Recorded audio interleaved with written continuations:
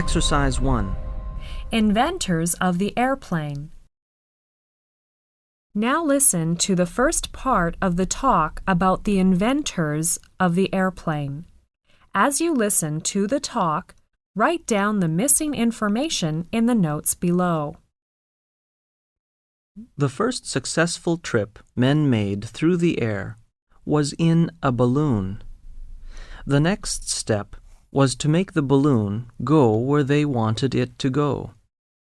This they did by adding motors and propellers. The result was the airship. But still, men were not satisfied.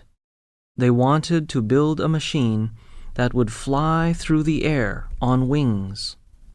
Such a machine is called an airplane. Many people in Europe and in America worked on this concept. The first inventors to build an airplane in which a man could fly were Wilbur and Orville Wright. Wilbur was born in 1867 near Millville, Indiana. Orville Wright was born 4 years later. When the two brothers grew up, they built up a successful printing business and soon opened a bicycle shop. One day, Wilbur read of a man in Germany who had fallen to his death while flying in a glider. A glider is really a kite that is large enough to carry a man. The idea of flying in a glider immediately interested Wilbur Wright. He told Orville about it.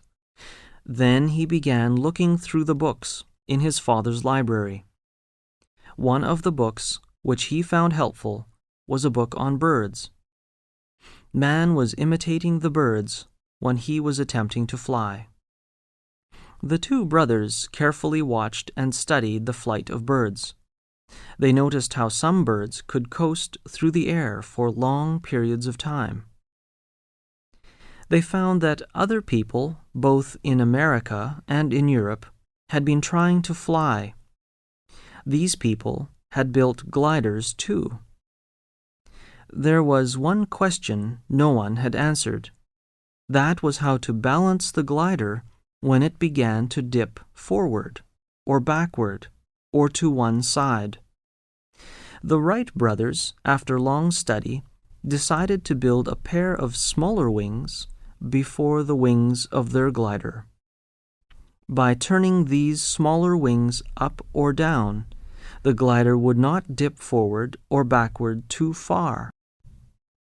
For 4 years, the Wright brothers studied and worked on this problem. At last, they were ready to build a glider of their own.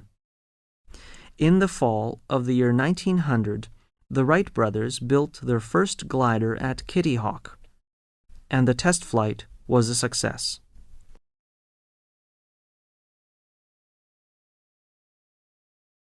Exercise 2.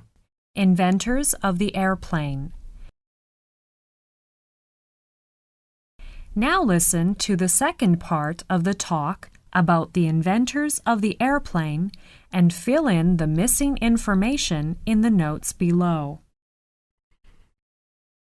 The Wright brothers started to improve their glider, paying particular attention to its controls and to the shape of the wings.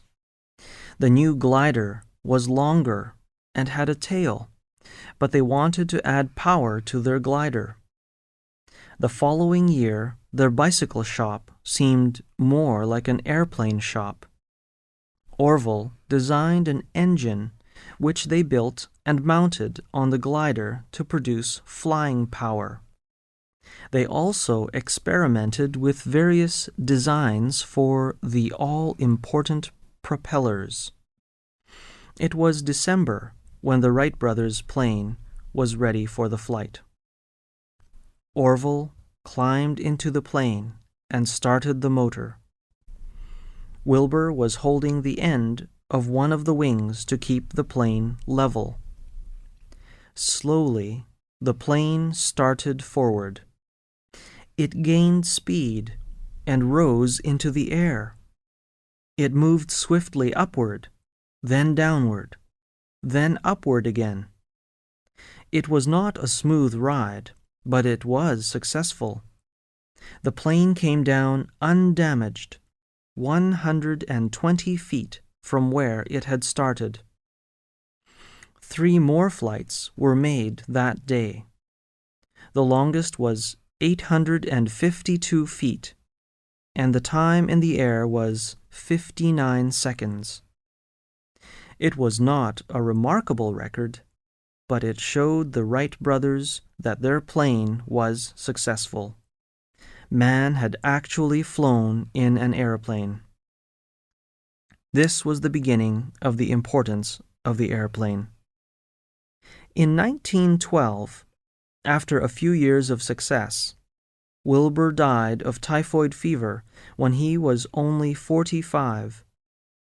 In 1943, exactly 40 years after the Wright brothers' first flights, Orville agreed to give their first airplane to the Smithsonian Institution in Washington, D.C. On January 30th, 1948, Orville died at the age of 77 after a short illness. The Wright brothers will never be forgotten. The names of both brothers are firmly and forever linked in the history of aviation.